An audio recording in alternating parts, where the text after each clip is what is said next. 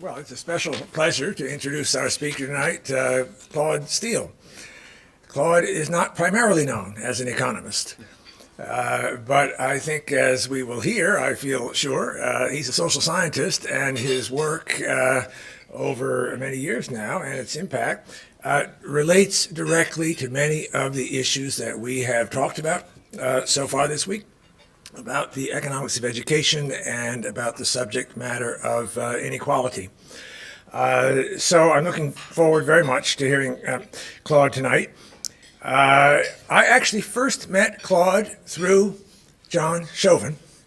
John was dean. Naturally, like any dean, he appoints his friends and cronies to the important committees like the Appointments and Promotions Committee, and Claude was a fellow member, and so we were looking at really every tenured hiring decision and tenure decision. At that time, at least, that's the way it was done.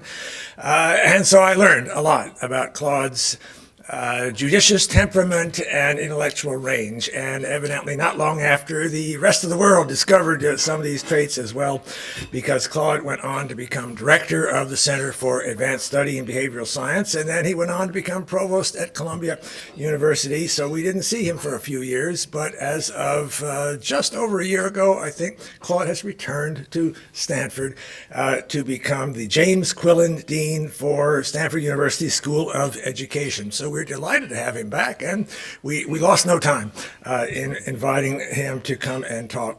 Claude is a social psychologist, so it's definitely an academic career, but it's definitely an academic career with a passionate commitment to doing research that is relevant to major societal problems.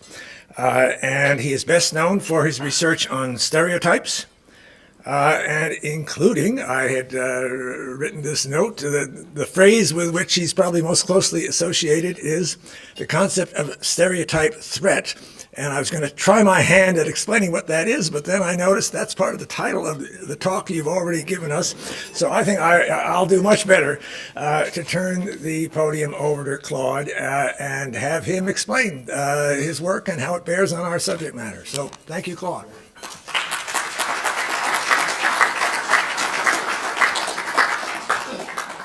Thank you, Gavin. It's a real pleasure to be here. I think I was here once before, some years ago. So when it was a different setting, but in the Landau room. But I do remember it. So I feel familiar and comfortable with you guys. When John asked me to do this, I wondered. I know you've had a conference going on, and there are a lot of issues, and there's context here that I'm not really up on.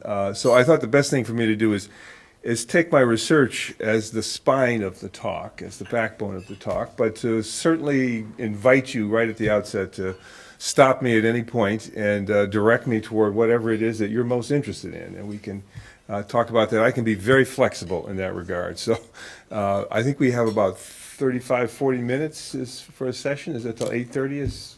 I'm looking for guidance on this, and if you gave me a 5 or 10 minute warning, would be great, Gavin. Okay.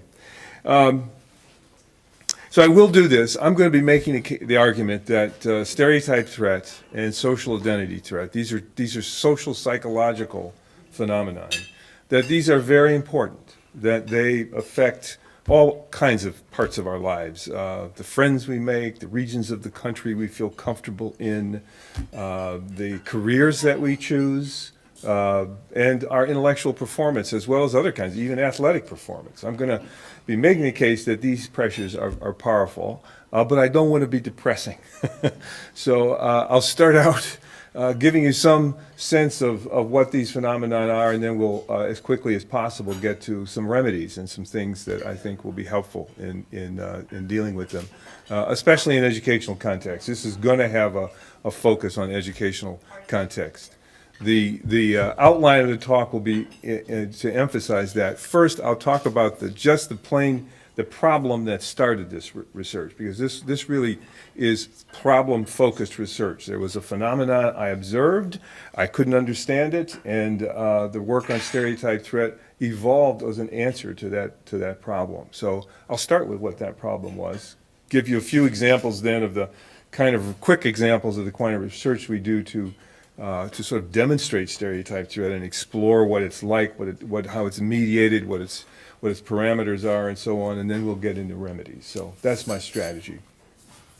The problem came to me when I moved to the University of Michigan from the University of Washington in the late 80s, and I was immediately on a committee for the retention and recruitment of minority students to the University of Michigan. And on the first meeting, I sat down and I saw a pattern of data that surprised me in the sense that I had, in all of my understanding of these phenomena and the way in which identity might relate to performance and so on, group cultures might relate to performance and so on, these data were inexplicable, just no clear answer to them. They're very simple data. I can state this in more general terms. For any group whose abilities are negatively stereotyped in a domain of performance, they tend to underperform in that domain, even when their abilities, preparations, skills, knowledge levels, and the like are equal to other people's in that situation. There tends to be this mysterious, unexplained underperformance. I would have thought, look, if you got everybody equally prepared, they've got the same ability, the same background, the same motivations, that they're going to perform equally. But that doesn't happen. There is this reliable phenomenon of underperformance. We first saw it in that committee in relation to African American students.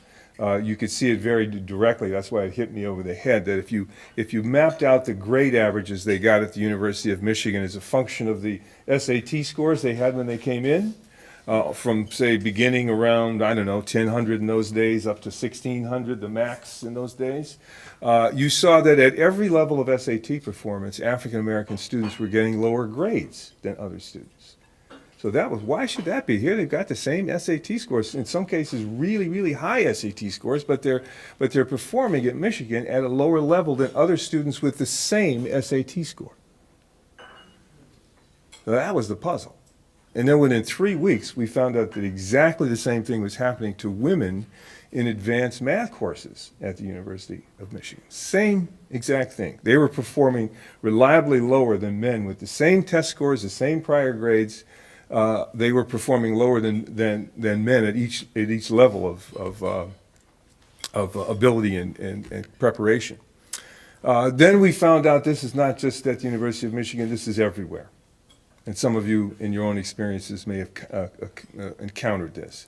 It's often seen as sort of an achievement gap issue, but achievement gaps part of those gaps come from real differences in preparation, real differences in skill level. But this part is not the part of the gap that comes from differences in preparation. It comes from some other mysterious source. And stereotype threat is the concept that after years wandering in the research wilderness seemed to be a big account of what was happening in that situation. Stereotype threat, we developed that concept to explain this phenomenon of underperformance, but then quickly it became clear that stereotype threat is a very general phenomenon. Everybody has some version of it. Nobody has been without an experience of stereotype threat in one form or another. There is about every single identity you can think of: age, region of the country, language, immigrant status, non-immigrant status, every category of people, there exists some negative stereotype. And when you're in a situation where that stereotype could apply, you know you could be seen in terms of that stereotype, and you're doing something relevant to that stereotype, that can make a person uncomfortable because they can feel that any kind of mistake or frustration would occasion being seen or treated in terms of that stereotype. I think if you could just think in your own lives to get some kind of experiential sense of this, have you ever been in a situation where you're expected to engage in an important performance of some sort, an academic performance, an athletic performance, a musical performance, where based on some one of your identities or another, your gender, your sex, your age, your race, your social class, you might be seen negatively. People might be set to see you as not so good in that situation. That's sort of the situation that engenders the stereotype threat. The person at the who's sort of at the possible receiving end of the stereotype is worried that, this is an important performance, yet I know I could possibly be seen in terms of the stereotype. It's kind of a distraction from what's going on. Now you're multitasking. In addition to doing the performance and being focused on that, there's an element of your brain or part of your cognitive resources that are being allocated to worrying about the stereotype and deciding, is it really real? Is it really possible? Or could it happen? Might it not happen? And that's the situation. That's the bind of stereotype threat. I wanted to find some kind of, I gave this talk with several of my students last year, and they told me that my examples were dated, and I should get some more current examples. So we came up with a couple of them, and I'll just take you through a couple of clips to kind of illustrate this. The first one, we were looking for a circumstance where a white male might feel subject to a negative stereotype about their intellectual ability. In what domain of performance, intellectual performance, would a white male feel possibly at risk of being stereotyped in terms of their race? Where would that happen? And eventually we came with the idea that might happen in rapping. In rapping. That might happen there. So the clip I'm going to show you is a clip from the movie 8 Mile, which is the sort of biography of Eminem, the great white rapper. And it shows the kind of experience he had as he initially began this career of trying to be a rapper. It is a very difficult intellectual performance, as you see, because the contest is between two rappers. You flip a coin, one goes first, and levels all kinds of insults spontaneously against the other rapper who's sitting there hearing these things. And he has to do it in time and in rhyme. And there's a pulsing crowd out there evaluating his every rhyme and his every beat. And so you have to perform like that under pressure, and the poor other guy has to receive all these allegations and has to respond in kind to defend himself, and he has to do that too, spontaneously, in time, and in rhyme. So you can have some frameworks, but it's a hard thing to do on the spot, and you'll see what happens here in the case of Eminem. This is the real Eminem. It's a movie enactment, of course, but this really happened.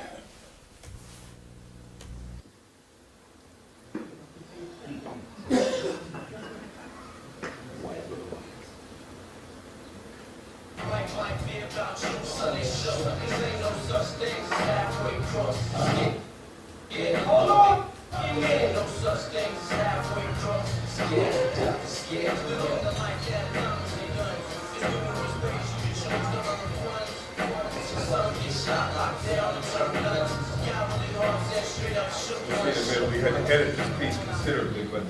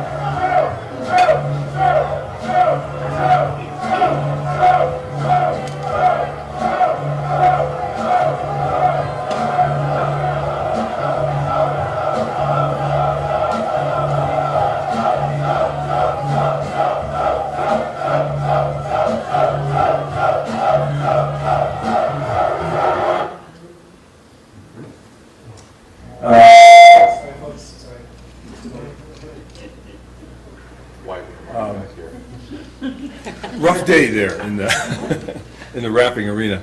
I'm going to put this coffee here unless I have an accident or something.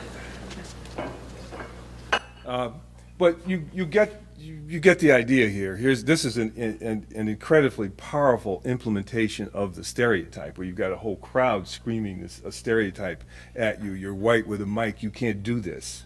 You can't do this. The crowd is trying to get him to rise to it, and he is unable to do it in this situation early in his career. And the whole movie, the whole rest of the movie, is how he sort of overcomes this pressure. And there is a good ending here. He does overcome it, and as many of you know, he turns out to be one of the greatest rappers we've ever had. So, and it's that particular person. There's an example of how a stereotype can affect intellectual functioning. The next question is, does it go to school? Is it the case that stereotypes about our groups and our intellectual, the abilities that these groups have, could those stereotypes be so powerful as to have an effect on academic cognitive performance? We tend to think of that as a form of performance that's at least reasonably impervious to these kind of interferences, certainly over the long run. So could you really expect that to be the case? So I have another clip that comes from it's an ancient film clip. This was done, an experiment, maybe some of you have heard about the blue-eyed, brown-eyed experiment, where the day after Martin Luther King is assassinated, this teacher, Jane Elliott, in Riceville, Iowa, wants to have a classroom demonstration that is going to give her students who live in an essentially all-white town some sense of what Martin Luther King's life was about, what the issues were, and so on. So she thinks of this experiment that, thank goodness, could never be done today with modern IRB panels in place. But she did it, and there's a ABC News a famous documentary that captured a reenactment of this, and so that's the footage. What she does is to divide the class into blue-eyed, brown-eyed kids, and on one day she puts a blue collar around the blue-eyed kids, and she stigmatizes them. And then the documentary picks up the reaction of these kids over the course of the day, and it's just so powerful that's what you just wouldn't want to see done again, but there it is. The next day, she puts a brown collar around the brown-eyed kids, and she stigmatizes them. So there's a sort of equal turnabout here. And you can go online, I found out, and find out what happened to these kids as adults, and was this experience important to them? Was it not important to them? It's been reenacted a few times over the years, but it's a very famous study. One of the things that interested me was that at one point in the side of the classroom, she's working with a group of kids trying to solve a problem deck. And the question is, how fast can they work through the problem deck? And does having, when you're working through the problem deck on the day that your group is stigmatized, does that make a difference? Or does it not make a difference? And you'll see here, it makes quite a difference. This is the clip of that.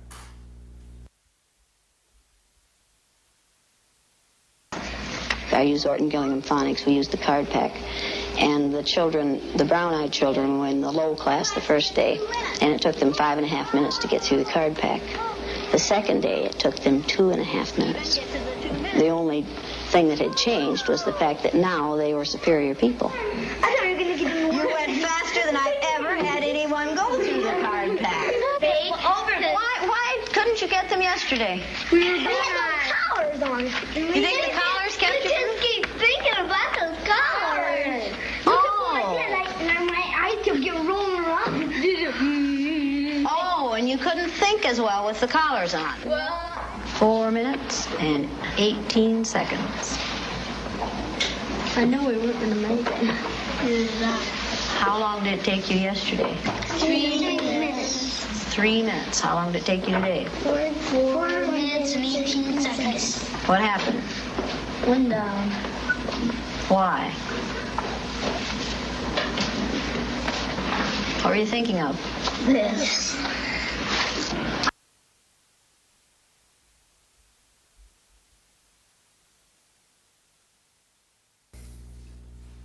Again, some suggestive evidence. wearing a collar and being stigmatized like she did in that classroom is very powerful. I mean, she said just outrageous things to them. That, you know, the blue-eyed kids are, on the day they were stigmatized, the blue-eyed kids are bad kids, they're not smart kids, they don't smell good, they should be put in the back of the classroom. So the camera follows their shock over this and how they huddle together in the playground at recess, and it's a very dramatic and powerful experience, and you begin to, that you need is a little bit of background to understand why that would make such a difference there.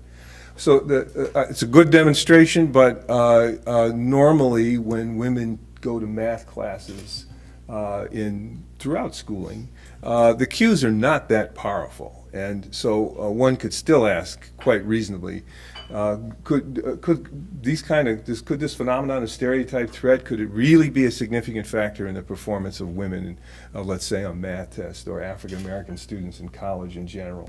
Are these stereotypes really so rife in the school context that they can make a difference in how people perform? I just heard a talk by a psychologist a couple of weeks ago that gave some interesting examples of how stereotypes exist. She teaches in a pretty ethnicity, identity integrated school in Oakland, or just outside Oakland. So you've got roughly an equal number of white kids, Latino kids, Asian kids, and black kids in this school, and she's recording how they talk to each other, and how powerful the stereotypes are in sort of orienting kids to what group is good at what. And these are 6th and 7th grade kids, and they like the stereotypes because it gives them a kind of language to talk, to be cool, and to sort of show their understanding of the social world. And so on one day, and so she's looking at examples where some kid performs in a counter stereotype way and how the other kids respond to that. And in one instance, this African American kid gets the highest grade on the math test in the classroom, and everybody comes up to him and congratulates him. Man, that's fantastic! You must have some Asian in you. So. You get the sense of how it organizes their thinking and interpretation of experience. But still, this is where research comes in. Can we think of a situation or develop a situation where we can maybe test whether this kind of thing can be produced in the lab? And if it can be produced, then we're kind of happy as scientists, because then we can take it apart, see what mediates it, how it works, and so on. So one of the very first experiments we did was women in math, and we brought in really talented women and men math students at the University of Michigan. These were sophomores and juniors, one at a time, and we gave them a very hard math test, the half-hour section of the graduate record exam you take in math. And we knew this wasn't just the math quantitative section, this was the math test you'd take if you were a math major. So it is a really mean, difficult test. Is going to cause frustration, and that's exactly what we want, because it's that we think makes the stereotype about their group relevant as an interpretation of their own personal experience. That's how that works. I'm taking this difficult math test, it's really hard. That makes the stereotype about your group possibly relevant as an interpretation of your own experience. And then the argument is, then you start worrying about that, repressing it, counter-arguing it, using valuable cognitive resources to contend with that threat, as opposed to giving you fewer resources to deal with the test itself. So we gave them this very difficult test, and sure enough, the women who we had carefully matched for prior performance in math and commitment to math and so on, when we had them perform at the frontier of their skills, where the frustration would be high. Not if you have them do an easier math test, but if you have them do a really difficult math test where the frustration is high, the women performed a full standard deviation worse than the men. With very little insight into that, personal insight. You could talk to them and they really couldn't explain. They didn't think they'd performed that badly, and they had no subjective sense of it, of being even that upset by it. The critical experiment, though, is if they're performing in that difficult math test, if they're performing badly on that because of this stereotype threat that I'm describing, The fact that the frustration makes them worried that they could confirm the stereotype or be seen to confirm the stereotype. If that's why they're underperforming, then if I take that pressure out of the situation, their performance should go up to match that of equally skilled men taking the test. If I'm right. If the other argument is right, the other argument is essentially I can say the Larry Summers kind of an argument. It's an ability-based, genetic, biological kind of argument that there is a biological difference between men and women in math ability, and it really emerges when you have them perform at the high-end, frustrating work. That's when you get it. So, Claude, no matter what you do, take the stereotype threat out of the situation, leave it in the situation, you give them a test like that, they're going to still perform worse than the men. So we had to come up with an experiment that would separate our view from that view to see whether our view had any merit at all. And after probably a year or so of struggling around, we came up with a very simple procedure, which is just before the men and the women sat down, we did the experiment the same way, and just before the men and the women sat down to take the difficult math test, we told them all, one at a time, look, you may have heard that women don't do so as well as men on difficult math tests, difficult standardized math tests. You may have heard that, but that's not true for the test you're taking today. This particular test is a test on which women always do as well as men. This test can't tell you anything about being a woman or a man. It's irrelevant to them. Now when they take the test, they get far into it, and this frustration starts to happen. The stereotype isn't relevant because this is a test that women always do as well as men at. So the stereotype about women not being good at math is not relevant as a personal interpretation of how they're doing in this situation. So and through that simple procedure, we believed we had a fair way, sometimes seemingly modest way, but fair way of eliminating stereotype threat in this test situation. We redid the experiment, and women performed just the same as equally skilled men in that situation. Their performance improved a full standard deviation on that same difficult math test. So then we started to think, well, maybe there's something to this, and we redid that experiment a zillion times to make sure we could reliably produce this, we could replicate this. Now, almost, more than 20 years later, there are probably more than a couple thousand of these experiments done on almost every continent in the world in relation to one stereotype and another. But in some societies, I'll get to this later, I don't want to get distracted at this point, but in some societies, the stereotype about women in math is much weaker than it is in our society. Some Asian societies, India, Poland, there just isn't. 50% of the mathematicians, physicists, engineers are women. So there isn't a real evidential basis in those societies for women being not as good as men at math. And in those societies, you don't get these effects as strongly as we get them in this society. But in our society, we do have that stereotype, and you do get these effects in a very reliable way. We immediately tried it with race. We gave African American and white college students an IQ test, the Raven's Progressive Matrices IQ test, which is a nonverbal IQ test. It's the gold standard of IQ tests. You don't have to, doesn't depend on a cultural sophistication. You get, each item is you get a big square with a pattern on it, and then you get 5 little squares with patterns in those, and you have to pick the pattern of those from one of the 5 that matches the pattern in the big square. And it starts out very simple, and you think you're just nailing them all, and it starts to get really, really hard, frustrating.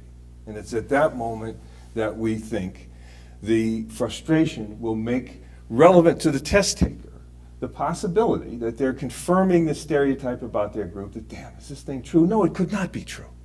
Could not be true. No, is it? No. And while all that's going on, the test is clicking. And sure enough, you do that, their performance goes down. White students perform a full standard deviation worse than, black students perform a full standard deviation worse than white students, which is the pattern of difference in IQ between whites and blacks in the larger population.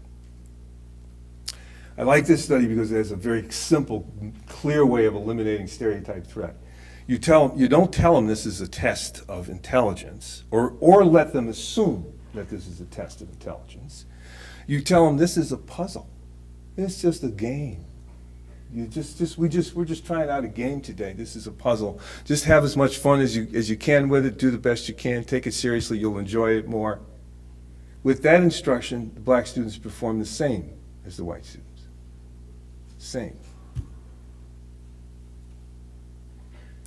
Now, over the years, we know a lot about what's going on inside the head and inside the body of people who are experiencing stereotype threat while taking a test. There's a lot of every aspect of physiological arousal, blood pressure, galvanic skin response, heart rate, all these things are accelerated for a person who's under stereotype threat. The prefrontal cortex, the part of the brain you need to recruit to solve these kinds of problems, is suppressed in activity. It doesn't light up as much in a neuroimaging experiment. But the amygdala, the lower part of the brain, which is sensitive to threat, is very activated. So a person is in a state where they're just not able to call on the same cognitive resources that they might normally be able to call on in that kind of situation. We know a lot about who's susceptible to this. It isn't about confidence at all, because the peculiar feature of this data is that the members of the group who are the most confident and the most skilled and the most committed to performance in that domain are the people that show the effect the biggest. One way you can protect yourself against stereotype threat is not to care about the domain, to just stop caring about it, disidentify with it. Then if you're a woman and you've decided, look, math, any kind of math-based career is not for me. I'm going to be a journalist or a historian. It's too bad that this stereotype about women exists in math, but it's not my personal problem. And by distancing oneself from the domain, if I give a woman who feels that way a difficult math test, she won't perform very well on it. But she won't be affected by stereotype threat, by one of the manipulations I've just described, whether this test is a puzzle or not a puzzle, whether it's relevant to women's math ability or not relevant to women's math ability. Those things won't make any difference in that situation. What makes you vulnerable to stereotype threat is caring about doing well in a domain where your group is negatively stereotyped. That's what puts you at risk of this pressure. Otherwise, you wouldn't care about the pressure. This is played out in endless studies in athletic domains. If you don't care about being a great basketball player, you don't experience stereotype threat. If you do care about being a great basketball player, you do experience stereotype threat. Because whenever you're at the frontier of your skills and the performance is frustrating and difficult, that stereotype is available as an interpretation of what's happening to you. And you're upset by it because you're deeply invested in doing well in the domain. That's the irony and the poignance of the effect. So we're psychologists. We initially thought, well, this must be caused by some kind of lack of confidence or lack of skills. No. It's caused by being very identified. And the problem that Eminem had here was not that he lacked skills, because you see later on in the movie and in his work, he has tremendous skills. Unbelievable skills. It's that he cares about performing well in a domain where his group is seen not to be very good. And that's what amplifies the pressure of performance with this situation. What makes it worse? It's a lot of it has to do with cues in the situation. This is where a psychologist starts to be a bit of a sociologist. You can make stereotype threat be very small. In a situation where it looks like the room is diverse, there are a lot of women in this math course, there's a sense of welcome and ease in the course. The examples used bring in my own personal experience and make me feel like I'm a member of this course, like I belong in this situation. Anything that enhances belonging will reduce the sense of stereotype threat and vulnerability to this kind of threat. I have an example. This research is written up in a book, Whistling Vivaldi. I'll give you that advertisement. And I just talk a lot about the experience of Sandra Day O'Connor on the Supreme Court, because she is a great example of this. She's in an interview with Nina Totenberg, and Nina Totenberg asked her, well, what was it like being the first woman on the Supreme Court? And her answer was, it was asphyxiating.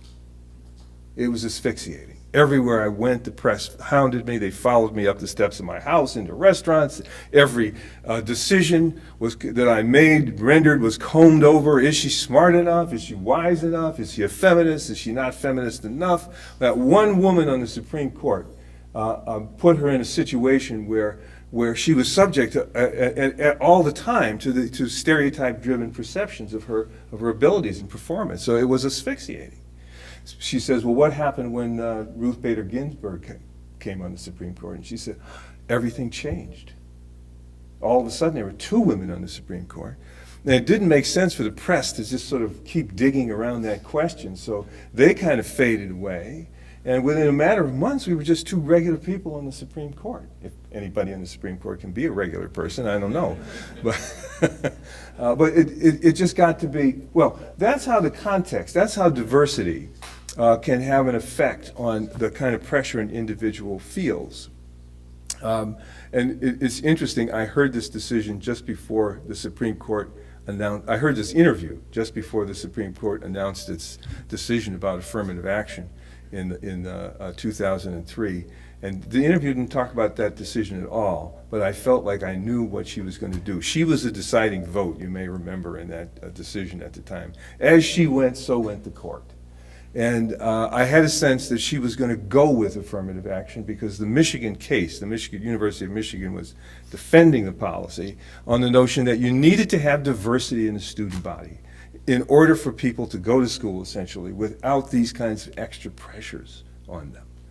If you're just a tiny minority, you get preoccupied with that. And it becomes something that can interfere with your performance. And we have to have diversity to give some sense of comfort to people.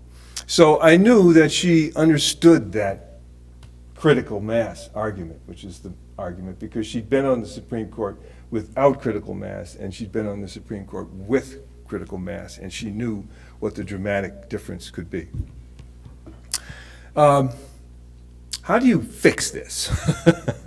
I think there are, two big categories of solutions. One, I think of them both as sort of skill sets. One category are institutional skills. I think institutions can do things which can, and I'm focusing particularly on educational institutions, but I think they can do things that reduce this threat on students in their classes, in the school. And then I think there are also some things that individuals can do to reduce this kind of pressure. By the way, I should say that I think it's important to note, perhaps in closing, or close to closing, that the white stereotype threat is a phenomenon that's emerged and got a lot of attention because it's such a powerful form of stereotype threat. And it happens in particular in intergroup experiences. Well, one experiment we did some years back was to have white males come into the laboratory, and they were going to have a conversation with another pair of other students at Stanford. And they see the pictures of the two students they're going to talk to. And in one case, the pictures are of two white guys, and in the other case, the pictures are of two black guys. And then they find out that they're going to talk about either something that anybody can talk to anybody about, love and relationships, or they're going to talk about racial profiling, a loaded topic. So they're going to talk to either two white guys or two black guys about either racial profiling or love and relationships. And at that point, we say, look, we're going to go down the hall and get the two conversation partners. We're going to bring them back for the conversation. Would you mind rearranging the chairs in this room or arranging the chairs in this room for this conversation? And as soon as they arrange the chairs in the room for the conversation, the experiment's basically over.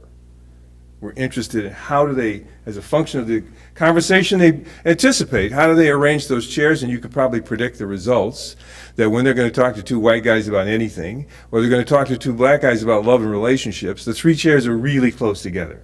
But when they're going to talk to two black guys about racial profiling, they put the two black guys on almost the other end of the room. And interestingly, this is really important, we have independent measures of how, roughly speaking, how prejudiced they are, racially biased they are. You know, among Stanford students, they're way on the unbiased side, but there is some variation.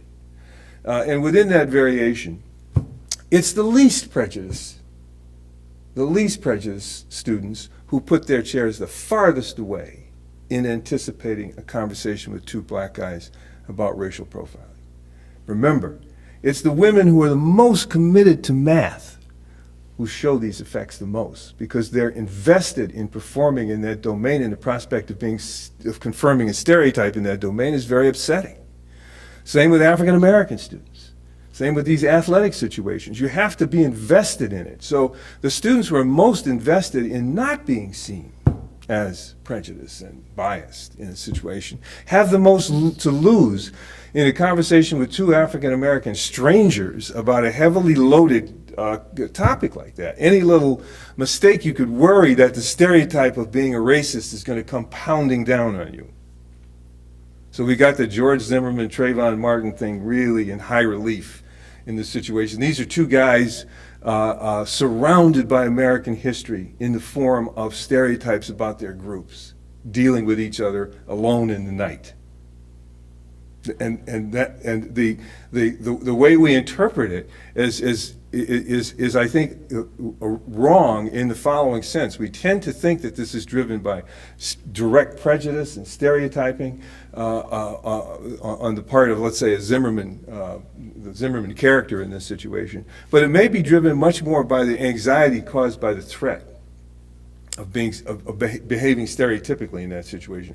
I really can't speak too directly about that situation. I don't want to make claims there. I don't know enough to speak about it in any real detail. But I do think in everyday life, especially in educational contexts, I think that perhaps I'm going to state this in the most radical way, just to be clear about it. I think stereotype threat is a bigger problem than prejudice itself. It's a bigger worrying about being seen as prejudice is a bigger problem than actual prejudice.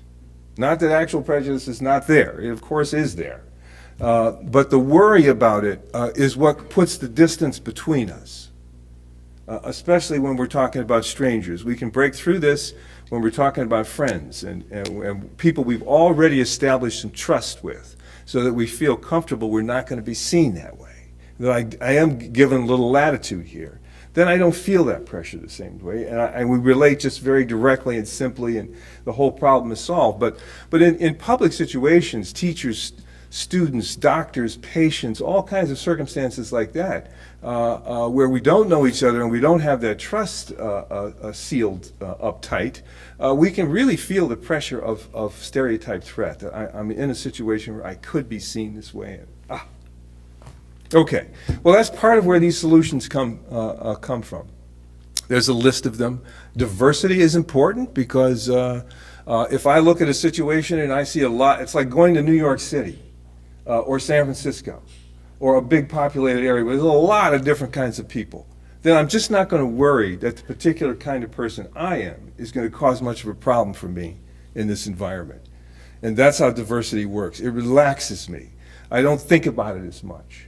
I don't worry about it. I can pay direct attention to what's happening in the situation. I'm less worried about it. I go to a situation where that's not the case, it's very homogeneous. I just never know. It's like living with a snake in the house. You can't see it. You don't know if it'll ever bite you. Maybe it's asleep. Maybe it's a small snake. But you don't know. And it's hard to just flop down on the couch and watch the football game.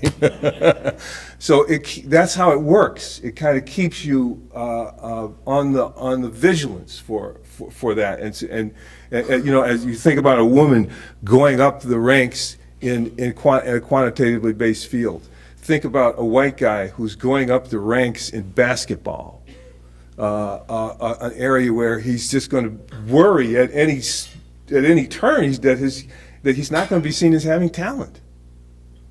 That's how it works. So diversity reduces that to some degree. I don't have time to go through my whole list. Chapter 9 in this wonderful book, Whistling Vivaldi, goes through all of these possible remedies, individual strategies that people can use and do use very, very effectively to reduce these things. People learn how to handle these kinds of threats, not as fast as we'd like them to. They go through a lot of frustration often to learn how to do it, but you can do it. You can also be in a situation where you are well known and people know a lot of other things about you. I think this is one of the most important ways by which stereotype threat is allayed. We stereotype people less the more we know about them, the more we know them. So the whole, and that pushes us, that makes it very important for us to get to know each other and to know a lot about each other. And then stereotypes start to have less play in a situation. And people who might feel the threat of stereotypes are going to feel it to a less degree. And that it just doesn't become plausible that they're being seen in terms of these stereotypes. So there are a lot of circumstances like that, I think, where we achieve a sort of immunity from these kinds of things. And I'll end with that just as a way of giving you some illustration and some hope that there are very common strategies for overcoming this thing. But we're out of time, so thank you.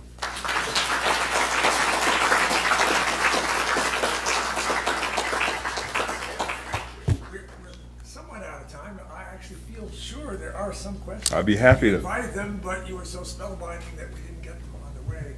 So if you're willing, could we take Be happy a to. couple minutes for a couple questions? Could you wait for the mic, please?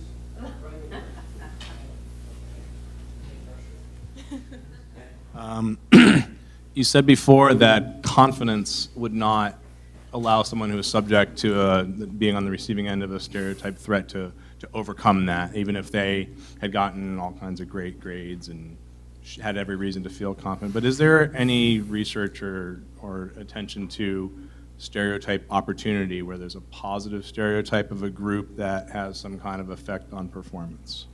There is, actually, it's embedded in each of these, this whole area, each of these early experiments. We had conditions where one group is positively stereotyped in the domain. Men, in the case of math, or whites in the case of IQ tests and so on. And you do see, when the stereotype is in play, a phenomenon called stereotype lift. As researchers have called it, stereotype lift, where you're performing in a, let's say I'm an African-American male, I'm playing basketball, this is a domain where my group is very positively stereotyped. Frustration just doesn't mean the same thing to me. It doesn't mean that I don't belong there, because my group does this.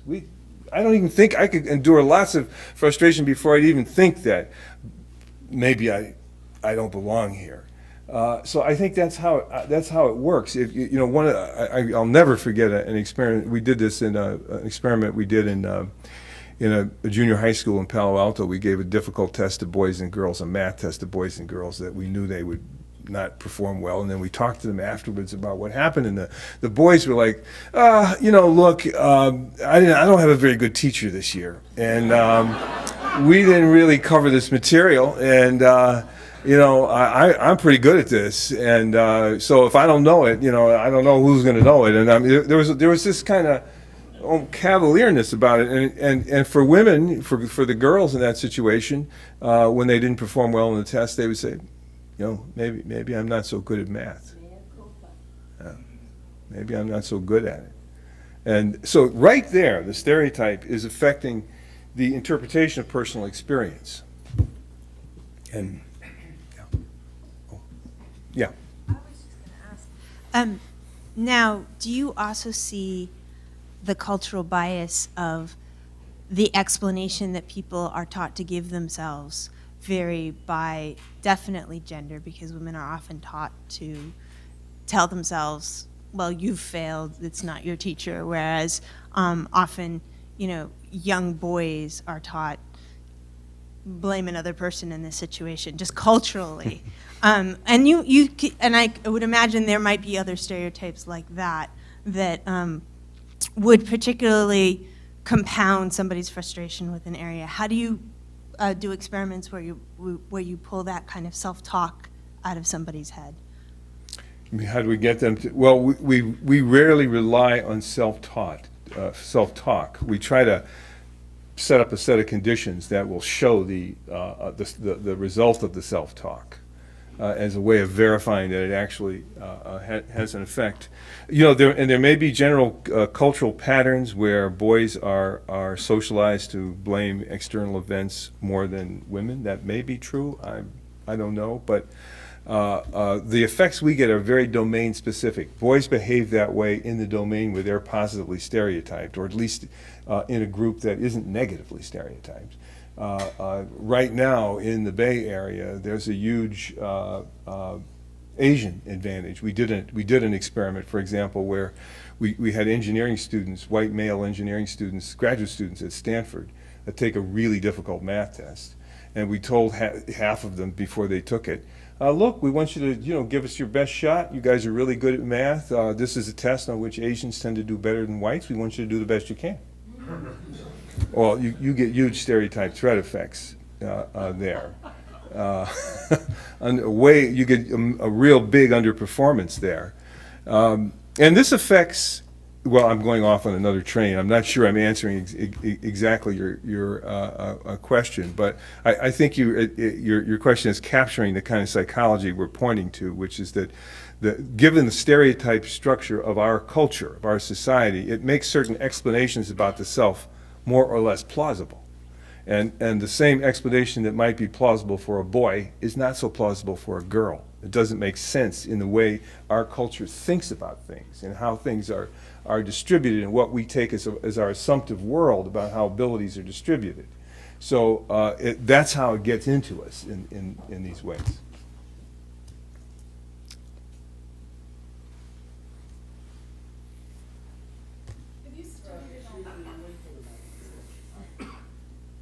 Have you studied at all the effect of girls in particular having gone to all-girls schools where they can be successful in math and then go on to higher education where they may or may not be in single-sex environments, and what that effect has? Yeah, I say at the outset, I'm a big integrationist with regard to these things. I think that's the way we want to go, the kind of society we want to have, where identities do not disadvantage you for any particular reason. So I say that as my opening. That's where I begin in this. That said, there is a lot of data about this, and most of the women who go into quantitatively based fields have gone to single-sex colleges.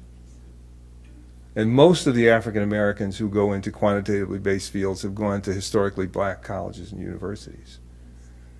So a school like ours gets incredibly talented women and incredibly talented underrepresented minority students who come in with very quantitative med school standard kind of aspirations, but pretty quickly retreat from those in the context of an elite institution where the who's in your classroom is instating the prospect of how you and your struggles are going to be seen in this classroom. And this pressure, as you probably may know, is happening more and more for white males in quantitatively based fields in the Bay Area, because the demographic distribution of people who are in classrooms. When you walk in that first door of that first day of computer science, who's in there?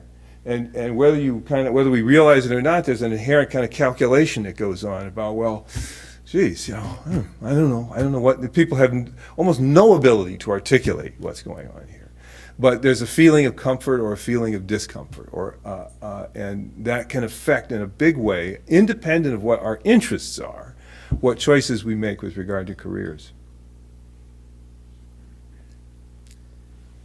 I hope, I don't want to depress you. Invite me back next year, I'll talk all about solutions. Okay.